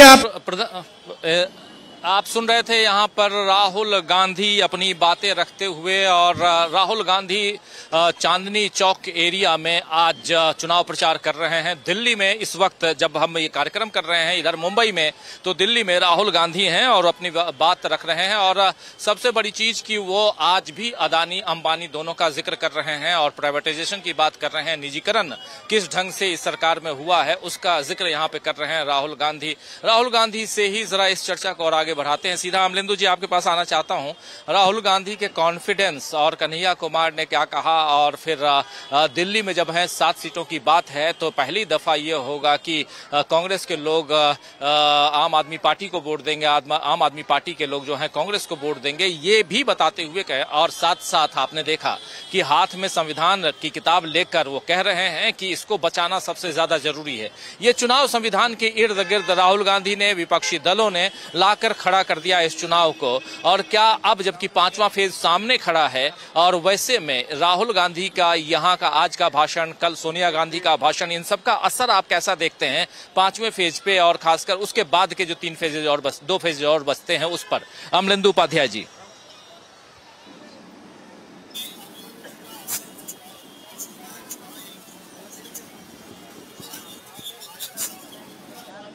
आवाज नहीं आ रही है अमलेंदु जी आपकी।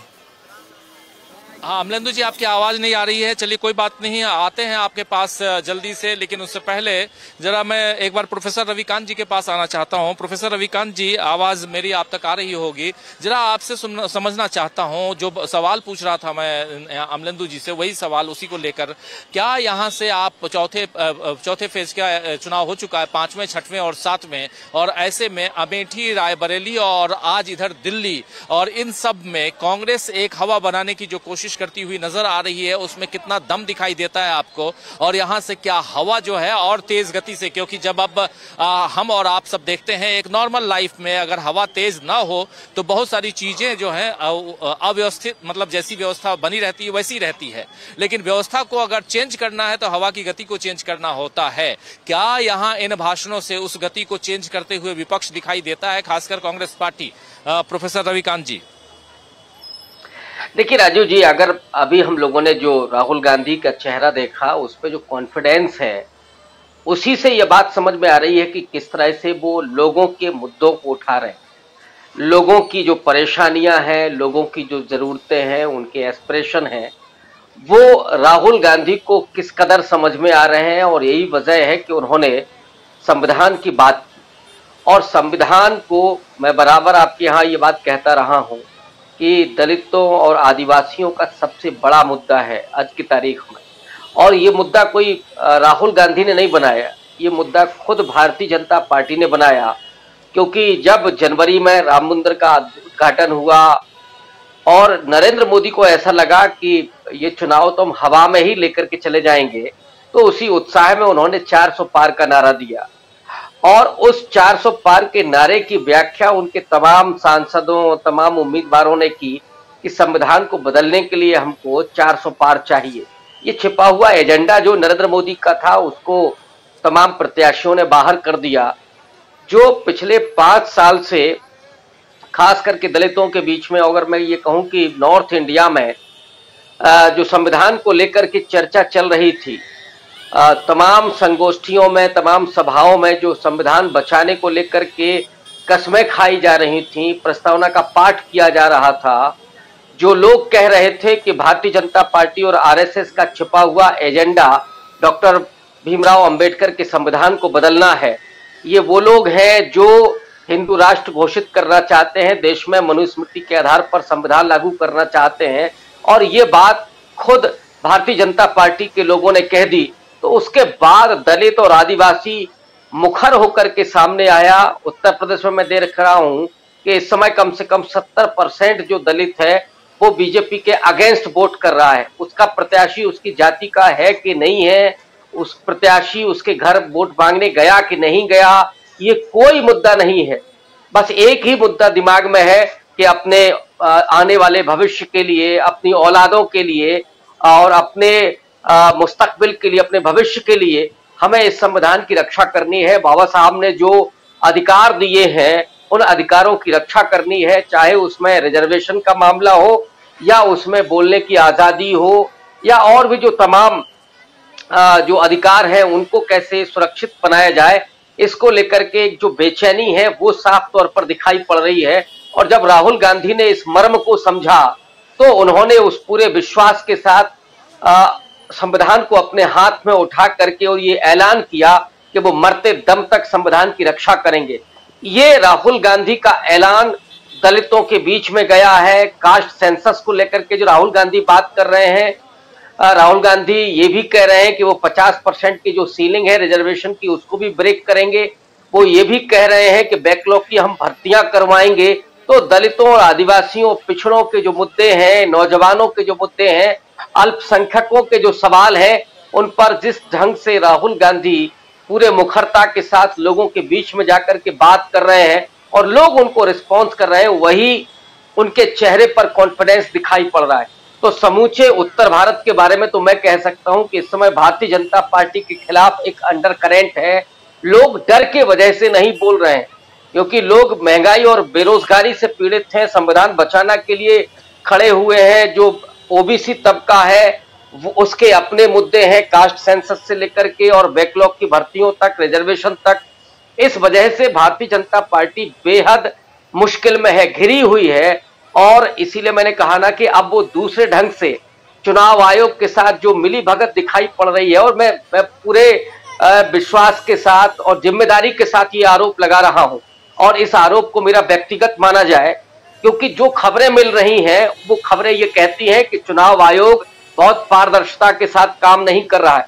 मैं फिर से दोहरा रहा हूं कि लोकतंत्र में लोगों का विश्वास बहुत ज्यादा जरूरी है कि वो जो वोट डालने जा रहे हैं वो सही जगह पड़ रहा है। एक दूसरा, जो उन्होंने वोट डाला है उसकी काउंटिंग सही जगह हो रही है कि नहीं हो रही है, ये लोगों के भीतर विश्वास बना रहना जरूरी है किसी भी लोकतंत्र के लिए। और भारत तो आज दुनिया का सबसे बड़ा लोकतंत्र है, और इसकी रक्षा करने के लिए सिर्फ राहुल गांधी नहीं, बल्कि मुझे तो लगता है जो तमाम संवैधानिक संस्थाएं हैं उनको भी खड़े होना चाहिए। और जो गर्ग साहब ने बात कही कि सुप्रीम कोर्ट को इस समय बहुत संजीदगी के साथ इस मुद्दे को उठाना चाहिए, और सुप्रीम कोर्ट को वो भरोसा दिलाना चाहिए। मीडिया विज्ञा वो सब देख रहे हैं कि क्या वहां पे हो रहा है, भजन मंडली पूरी तरीके से तैयार हो गई है, लेकिन सुप्रीम कोर्ट को ये जिम्मेदारी है, उसकी ये ड्यूटी भी है, उसका ये अधिकार भी है कि वो संविधान की रक्षा करे, संवैधानिक मूल्यों की रक्षा करे। और आज मुझे लगता है कि जिस तरह से चुनाव आयोग के जरिए ये सरकार इस पूरे चुनाव को हाईजैक करना चाहती है, ईवीएम बदलने की खबरें आ रही हैं, रास्ते से बदलने की खबरें आ रही है। अब कैसे 45 मिनट तक लाइट कट सकती है, ये संदेह पैदा कर रहा है। तो इस संदेह को दूर करने के लिए सुप्रीम कोर्ट को कोई फैसला लेना होगा, कोई निर्णय देना होगा और चुस्त दुरुस्त करना होगा उस चुनाव आयोग को, जिसके कानों में लगता है कि ढाट लगी हुई है, उसको नहीं सुनाई पड़ रहा है कि नरेंद्र मोदी किस जुबान में बात कर रहे हैं। नरेंद्र मोदी खुल करके धर्म के आधार पर बांटने की बात कर रहे हैं समाज को, और ये चुनाव आयोग की आचार संहिता का सरासर उल्लंघन है। और इसलिए मैं कह रहा हूं कि राहुल गांधी का कॉन्फिडेंस अपनी जगह है, लोग अपनी जगह जाकर के वोट कर रहे हैं, लेकिन ये जिम्मेदारी संवैधानिक संस्थाओं की भी बनती है। लोग तो अपनी जिम्मेदारी अदा कर रहे हैं, लोग जिस तरह से खुल करके इस धूप में जाकर के वोट कर रहे हैं, इस देश के मुस्तकबिल को संवारने के लिए और इस सरकार को बदलने के लिए जाकर के वोट कर रहे हैं, ऐसा ना हो कि उनके उस मैंडेट को चुरा लिया जाए, ये समझना। और जो भी जिम्मेदार संस्थाएं हैं उनको इसमें भरोसा पैदा करना, ये उनकी जिम्मेदारी है और आज की जरूरत।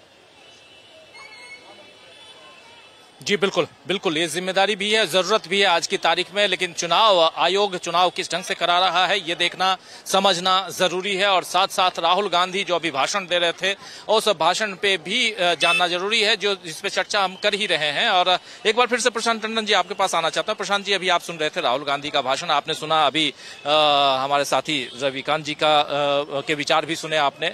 दो बातें यहाँ महत्वपूर्ण आ रही हैं। एक, राहुल गांधी लगातार फोकस्ड हैं, उनका पूरा चुनाव कैंपेन जो है वो फोकस्ड दिखाई दे रहा है और मूल मुद्दा संविधान बचाने का है, जो ये साफ साफ दिखाई दे रहा है। इर्द गिर्द जितनी बातें खटाखट फटाफट जो भी बातें आती हैं वो अलग है। दूसरी चीज, इलेक्शन कमीशन को लेकर जो चिंताएं जताई जा रही हैं कि क्या फेयर चुनाव हो रहे हैं, इन दोनों को अगर साथ मिलाया जाए। और तीसरी बात, जो हम और आप ग्राउंड पे घूम रहे हैं, ग्राउंड जीरो पे हैं और समझ रहे हैं कि यहाँ की जनता क्या कह रही है। चाहे बुशरा और पूरी टीम हमारी उत्तर प्रदेश में थी, वहां भी हमने देखा, आप भी उत्तर प्रदेश गए थे, तो क्या कुछ कहेंगे आप यहाँ से इस चुनाव के? अगर अब पैकिंग की बात आ रही है और उसमें क्या फेयर इलेक्शन 4 तारीख के बाद भी इस पर सवाल उठाया जाएगा, या ये जैसा रिजल्ट हम लोग अभी देख रहे हैं, सोच रहे हैं, समझ रहे हैं, सुन रहे हैं, उसी दिशा में जाता हुआ दिखाई देता है? देखिए राजीव जी, पहली बात तो ये कि बार बार ये जो कहा जा रहा है कि ये चुनाव जनता लड़ रही है, तो हम जनता के बीच में खड़े होकर ये कहते हैं कि जनता ही लड़ रही है चुनाव। और चुनाव जब जनता लड़ती है राजीव जी, तो ये ब्यूरोक्रेसी, पक्षपातपूर्ण चुनाव आयोग, इस तरीके का अगर सरकारी महकमे, ये मीडिया का जो पूरा तंत्र है, ये फिर पीछे चला जाता है। फिर अगर इसमें कोई सत्ता, चुनाव हारने के बाद सत्ता हस्तांतरण में कोई गड़बड़ी होगी, चुनाव में मैनिपुलेशन होगा बड़े लेवल पे, तो फिर जनता का चुनाव लड़ती है राजीव जी, तो फिर जनता अपना नतीजा को सुरक्षित करवाना भी जानती है। और ये बड़ा गलत संदेश जाएगा कि जनता के मैंडेट को अगर छेड़छाड़ की जाएगी, वो बहुत, जिसको कहें कि बहुत त्रासद होगा। एक दूसरी बात राजीव जी ये है कि चुनाव आयोग शुरू से निष्पक्ष तौर से चुनाव करवाने में एकदम नाकाम रहा है। चुनाव आयोग के शब्दावली, उनकी बॉडी लैंग्वेज, उनके क्रियाकलाप, वो किस तरीके के नोटिस भेजते हैं, किसको भेजते हैं, किसको नहीं भेजते हैं, कौन सी बातें उनको सुनाई देती हैं, कौन सी बातें वो अनसुनी कर रहे हैं, इन सब को देखते लग रहा है कि वो रेफरी नहीं है, वो पार्टी हैं। इस बात को खुलेआम मैं कह रहा हूँ कि वो रेफरी वाला जो एक संदेश जाता है वो नहीं जा रहा है। अब जैसे पहले 2 चरण की मतगणना की जो बात, जो सुप्रीम कोर्ट में पहुंच गया मामला, कि वो मतगणना इतने दिन बाद क्यों आती है, वो इतना क्यों बढ़ जा रही, 6% तक बढ़ जा रही है। मतलब लगभग 2 करोड़ नए वोट बढ़ गए। ऐसी कौन सी गिनती में 2 करोड़ वोट कैसे बढ़ जाएंगे? और ये 2 करोड़ वोट अगर बढ़ रहे हैं तो ये पूरे चुनाव के रिजल्ट को प्रभावित कर सकता है। इसलिए मैं कहता हूं कि फॉर्म 17A और फॉर्म 17C मिलाना चाहिए राजनीतिक पार्टियों को, अपने पोलिंग एजेंट्स को बताएं कि वो मिलाएं, तब काउंटिंग हो। दूसरी बात कि अगर 2 करोड़ बढ़ जा रहे हैं वोट, तो ये सुप्रीम कोर्ट की जिम्मेदारी है कि वो देखे कि चुनाव आयोग पारदर्शी ढंग से काम करे, निष्पक्ष होकर काम करे। और घटे हुए वोट, जो राजीव जी बात होती है कि वोट से कम हो रहा है, वो किसका कम हो रहा है? वो अगर आप देखिएगा बीजेपी शासित प्रदेशों में महिलाओं का कम हुआ है और काफी ज्यादा कम हुआ है। तो ये सारी चीजें भी एक संदेश देती हैं। राहुल गांधी एक बात कह रहे हैं सिनर्जी की, उस सिनर्जी को, यानी इंडिया गठबंधन के दल और उनके कार्यकर्ता आपस में एक दूसरे के साथ कैसे सामंजस्य करें, ये इसका तो एक जीता जाता उदाहरण हमने आज देख ही लिया कि शिवसेना के दफ्तर में कांग्रेस के झंडे, समाजवादी पार्टी के झंडे और एनसीपी के झंडे, वो कार्यकर्ताओं का जो संचालन है सारे इंडिया गठबंधन की पार्टियों का, वो शिवसेना के एक दफ्तर से हो रहा था, धारावी के दफ्तर से।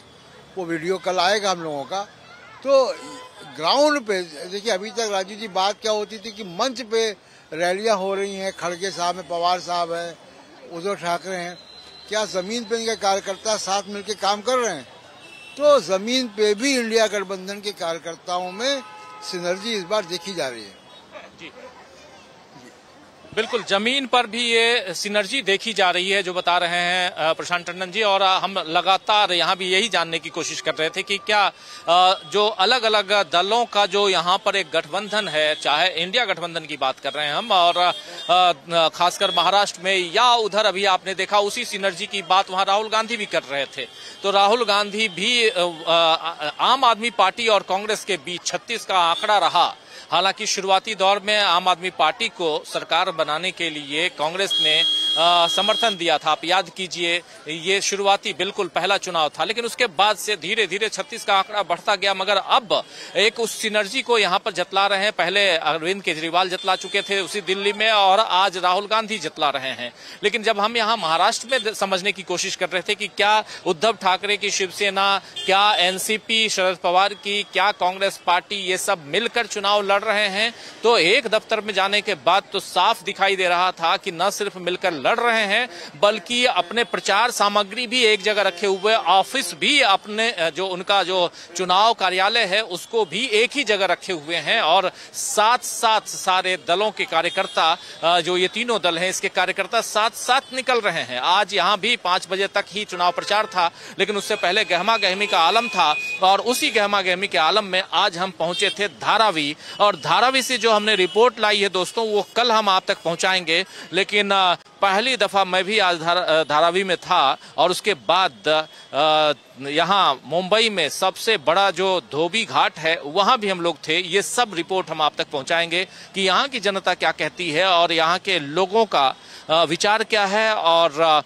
यहाँ पर राजनीति कितना प्रभावित करती है यहाँ के व्यवसाय को, यहाँ के लोगों को, या यहाँ के लोग यहाँ देश की जीडीपी में कितना योगदान देते हैं। ये सब कुछ आप देखेंगे उस रिपोर्ट में जो कल हम आप तक पहुंचाएंगे। लेकिन यहाँ पर अब एक बार फिर से आना चाहता हूँ क्लोजिंग के लिए, सीधे क्लोजिंग कमेंट के लिए श्रवण गर्ग साहब के पास में। श्रवण गर्ग साहब, अभी आप सुन रहे थे राहुल गांधी को भी, आपने सुना हमारे साथी प्रशांत टंडन जी को भी, और हमारे प्रोफेसर रविकांत जी को भी आपने सुना। आपसे जरा समझना चाहता हूँ, सिनर्जी की बात हो रही है, कार्यकर्ता जब अलग अलग दलों से आते हैं जो एक दूसरे के खिलाफ लड़ते रहे, एक साथ हैं, अब 4 फेजेज हो चुके हैं, 5, 6, 7, हालांकि ये बहुत अब आखिरी दौर है, और ऐसे में इसकी बात करना ना करना कोई मायने नहीं रखता। लेकिन 163 सीटें कम नहीं होती हैं, और उससे भी चीजें और रिजल्ट्स बदल सकती हैं। उस लिहाज से देखा जाए, कहां दिखाई देता है आपको सिनर्जी, और कहां दिखाई देता है आपको अखिलेश यादव और राहुल गांधी के जो भाषणों का दौर भी पिछले दिनों चला है, आपने सुना भी, उनके भाषणों के भी कुछ हिस्से के पर आपसे चाहता हूं कि उस पर भी अपनी प्रतिक्रिया दें। और खासकर कल रायबरेली में जो भाषण इन्होंने दिया, और सोनिया गांधी भी वहां थी, और अभी का भाषण आपने जो सुना राहुल गांधी का। गर्ग साहब, 3-4 चीजें आपको बताना चाहता हूँ, कहना। एक तो ये जो प्रशासन करोड़ वोट बढ़ने की जो बात, इसमें एक जो महत्वपूर्ण पॉइंट है वो नोट करने का ये है, या ध्यान देने का, जो वोटों की संख्या है क्या दक्षिण भारत में वाली है, क्योंकि जो बीजेपी का पूरा जो जोर है बताने पर है कि हमने दक्षिण में काफी जगह बनाई है, और दक्षिण में हमको काफी सीटें मिल सकती हैं। ये उस चीज को प्रूव करने की दिशा में एक महत्वपूर्ण कार्रवाई हो सकती है कि ये जो सीटें, क्योंकि उत्तर भारत में या पूर्व में तो जो वोट काउंट है, वोटों के बढ़ने न बढ़ने का कोई बीजेपी नहीं रहा। दक्षिण भारत में क्या इस तरह संभव है कि इसके कारण कोई फर्क पड़ता है? बढ़े हुए दिखाए जा रहे हैं, या दिख सकते हैं इलाके में है, मतलब दक्षिण में है कि उत्तर में है कि पूर्व में, जो कहा जा रहा है कि वो दक्षिण में उनकी गिनती बढ़ रही है, या बढ़ाई जा रही है, बढ़ सकती। दूसरा मुद्दा जो आपने वो ये कि अगर मिलकर नहीं लड़े तो सबको अलग अलग खत्म कर दिया जाएगा।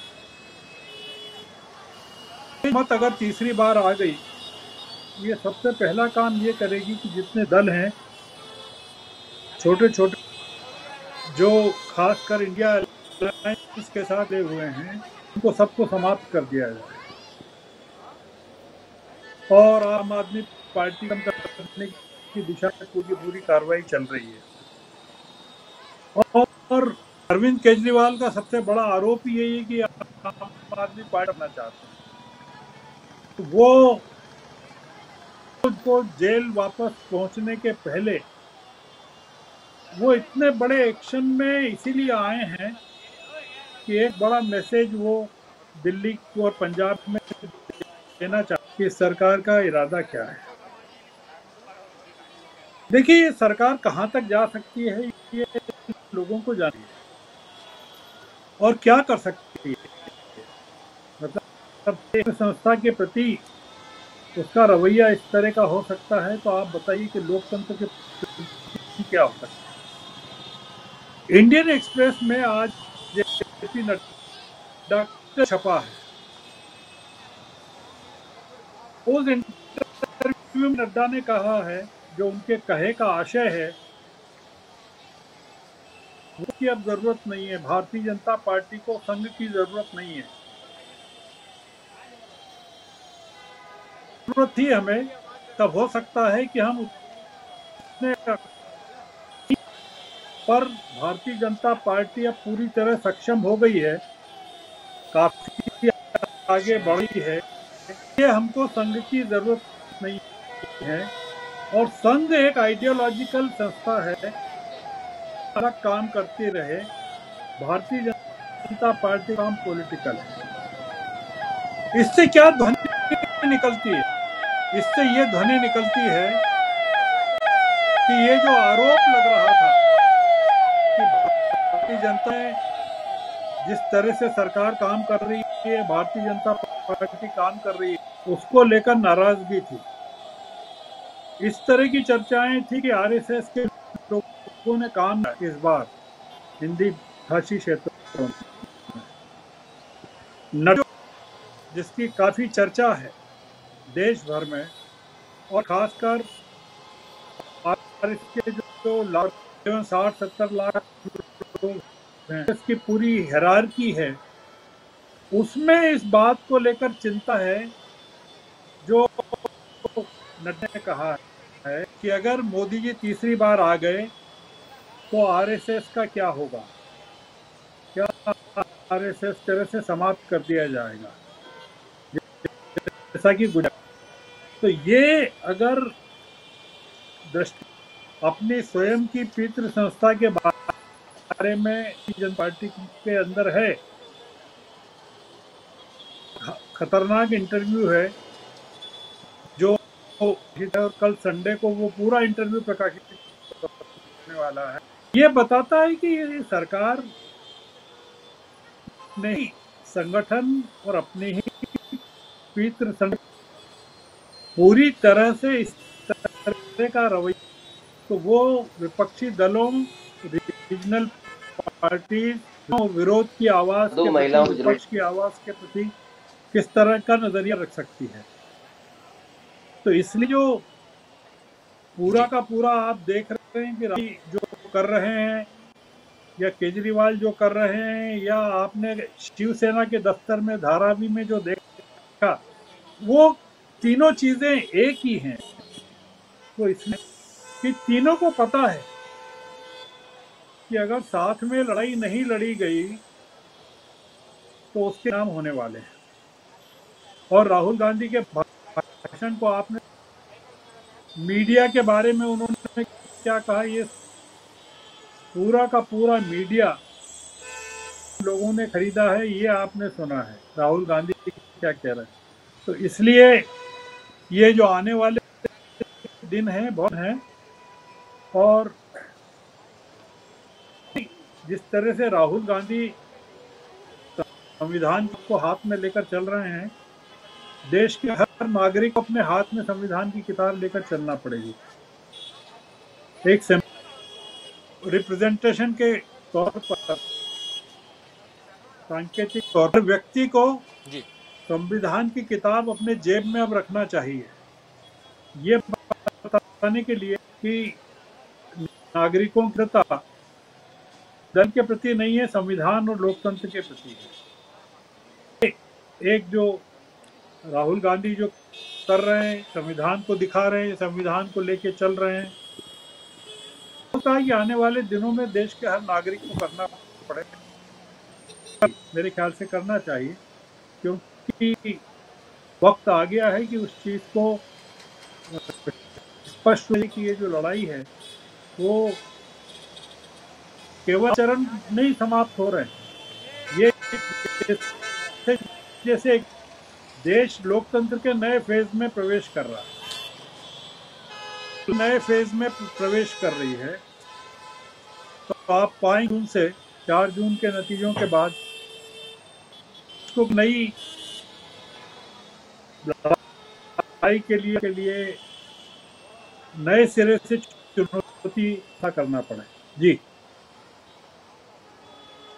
जी जी, बिल्कुल बिल्कुल, नए सिरे से 4 जून का इंतजार सबको रहेगा। और इंतजार हालांकि कल का परसों का भी है, जब 5वें चरण का मतदान है और महाराष्ट्र की 13 सीटों पे मतदान खत्म।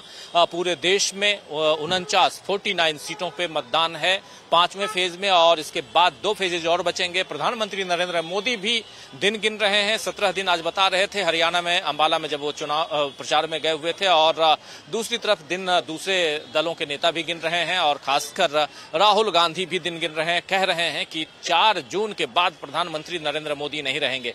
किसकी बातों में कितना दम है वो आने वाला वक्त बताएगा। लेकिन उसके साथ साथ जो कुछ सर्वे आ रहा है, ग्राउंड जीरो से हम लोग अलग अलग जगहों पे जाकर जो सर्वे कर रहे हैं, जो जानने की कोशिश कर रहे हैं, और हमारे विश्लेषक जो बातें बता रहे हैं, उसमें रोजमर्रा की जो खबरें हैं उसको जोड़कर उसके साथ साथ विश्लेषण हम आप तक पहुंचाते ही आ रहे हैं, आगे भी पहुंचाएंगे। तो आज इस कार्यक्रम को समाप्त करने से पहले बहुत शुक्रिया अदा करता हूं श्रवण गर्ग साहब, बहुत बहुत शुक्रिया अदा करता हूं प्रोफेसर रविकांत जी, डॉक्टर दीपक पासपोर्ट जी, अमलेंदु उपाध्याय जी से आज बात नहीं हो पाई, उनका नेटवर्क डाउन था। लेकिन बहुत शुक्रिया आपका, और बहुत बहुत शुक्रिया इधर हमारे साथी प्रशांत टंडन जी जुड़े हुए हैं। लगातार हम दोनों साथ साथ महाराष्ट्र की राजनीति को और महाराष्ट्र पहुंचकर देश की राजनीति को समझने की कोशिश और आप तक पहुंचाने की कोशिश कर रहे हैं। तो दोस्तों, आज यहां से इस कार्यक्रम को समाप्त करने की इजाजत चाहता हूं। कल शाम 7 बजे फिर हाजिर होऊंगा, और कुछ ऐसी ही खबरों के साथ, कुछ ऐसे ही पैनलिस्ट दोस्तों के साथ, और आप सबका हमेशा की तरह इंतजार रहेगा।